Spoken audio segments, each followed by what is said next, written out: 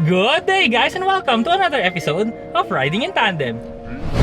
RIT, Riding in Tandem, RIT. With me, RM, at may special guest tayo ngayon, Jan. Hello, follow me po at John Agustin Scuderia. Yes, nagtatagalago ulit ako ngayon.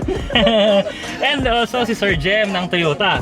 So sir, in case lang no, na kasi i-review natin yun yung Toyota Corolla Cross Hybrid. So sir, in case lang na interesado sila, ano ba ang contact details niyo sir? Number ko po is 0917-317-1440. Viber ready. Naks, talagang Viber ready. Okay.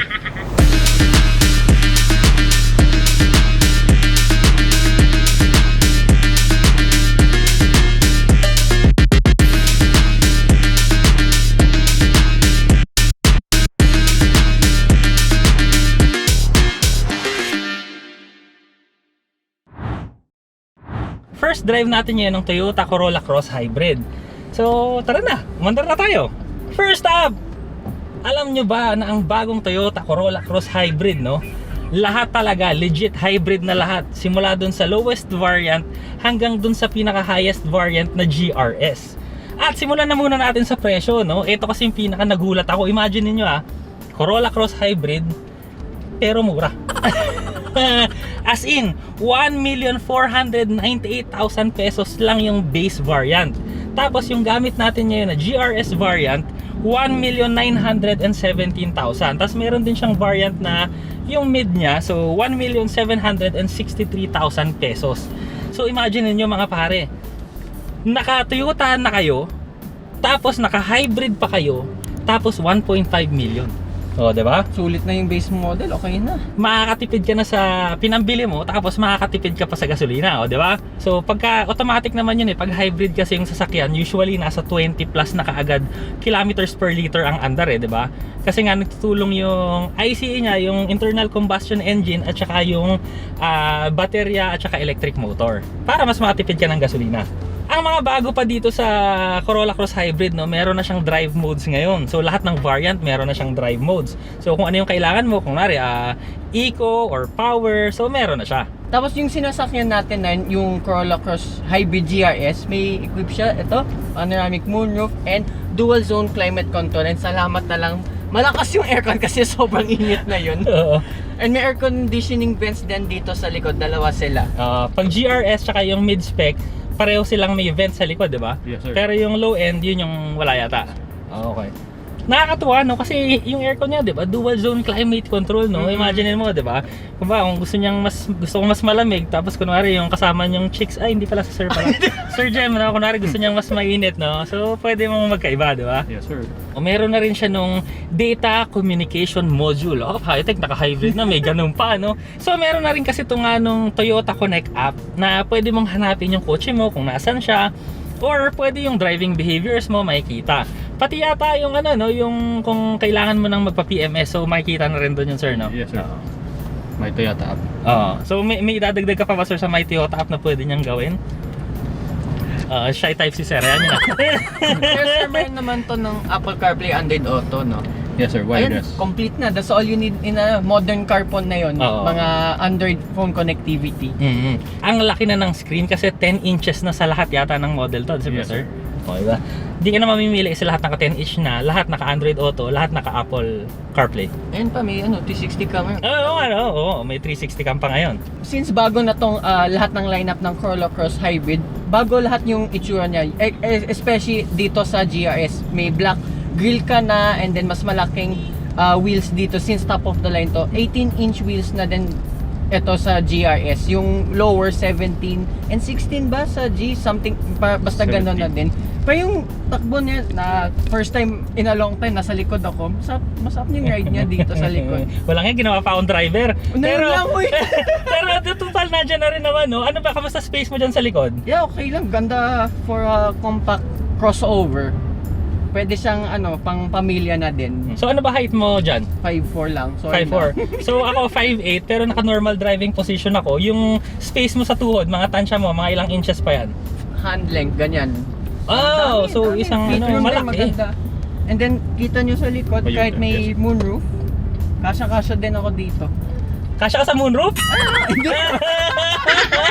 Akala ko may ejector seats na rin to. Sabi ko, kasya ka sa moonroof eh. Check to seat to cubs. Yung instrument gauge din ito, no, all digital na yung sa GRS. Yung sa mid-spec niya, yung V nga ba sir? B. Oh. Medium din. Sa V niya, may screen din pero may analog pa sa gilid. Yeah. Pero yung low end niya, 4.2 inch lang yung screen, tapos analog na yung nasa gilid. Pero alam nyo mga katandem, hindi naman masyado tinitingnan yan eh. Kaya, sorry, bias ako, pero talagang ang mura kasi ng base variant eh. Sulit na sulit para sa akin yung base variant. So itong Corolla Cross GRS Hybrid, fully equipped na siya with LEDs pati DRLs. Tapos ito yung pinamagandang upgrade sa buong Corolla Cross, yung bago wala na siyang foot brake. Yun ang pinaka ayoko sa totoo lang dati. Pero na fully may button na siya, electronic parking brake na siya. Na may auto hold function pa, ibig sabihin yan, kung nakabitin ka, safe na safe ka pa rin. Hindi ka aatras. Lahat din ng variants, meron na siyang parking sensors harap tsaka likod. Tapos ito nga pala no, yung mid-spec tsaka high-end niya, yung disipa na lang tas bubukas yung tailgate mo. Oo, galing, di ba? Kick, ano tawag doon? Kick Kick to open? open. Kick Oo. sensor.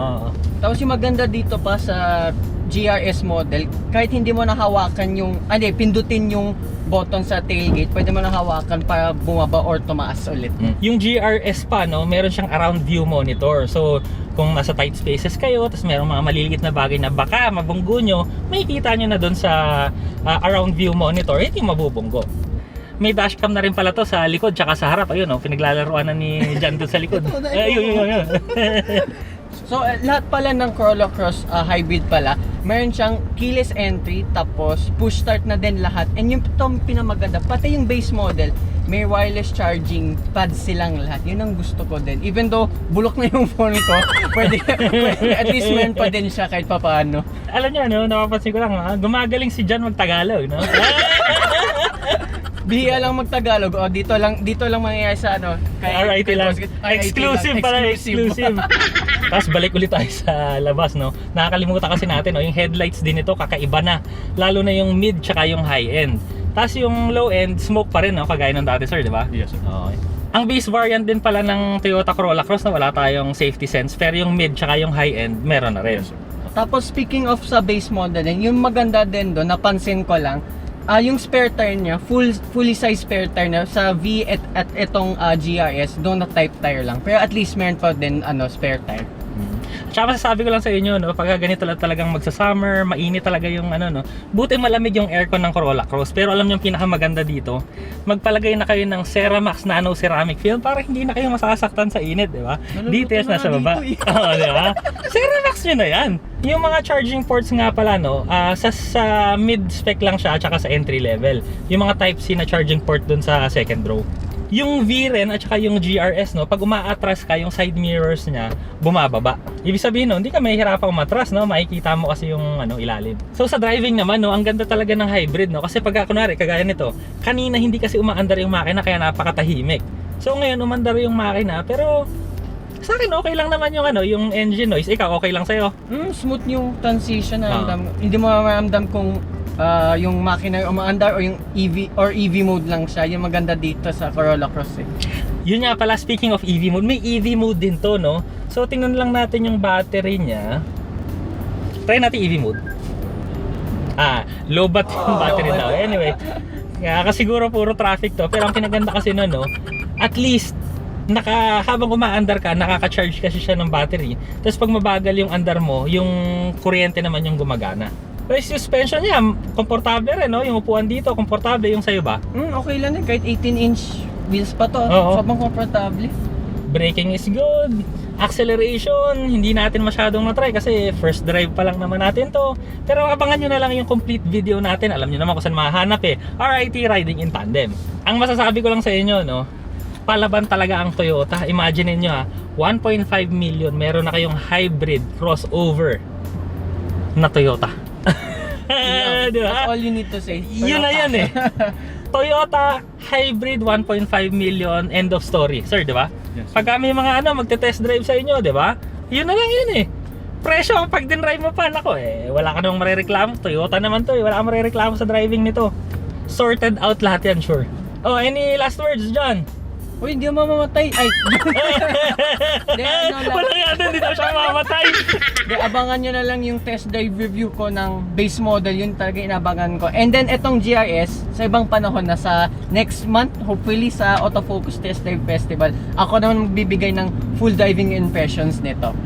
So hanapin na nila sa YouTube John Agustin Scuderia. Yan. Dito. Salamat sa feature ulit.